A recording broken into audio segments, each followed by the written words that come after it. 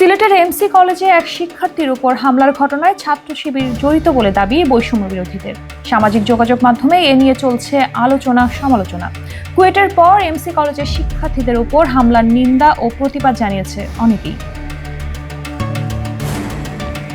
এ বিষয়ে নিজের অবস্থান স্পষ্ট করেছেন ঢাকা বিশ্ববিদ্যালয় শিবিরের সেক্রেটারি মোহাম্মদ মহিউদ্দিন খান। বৃহস্পতিবার বিকেলে নিজের ভেরিফাইড ফেসবুক আইডিতে দেয়া এক পোস্টে তিনি বলেন, কুয়েটের ঘটনার স্কেল তুলনামূলকভাবে এমসি কলেজের চাইতে ভয়াবহ হলেও দুই ঘটনার পেছনে ইন্টেনশন এক, এটা পরিষ্কার সবার সামনে।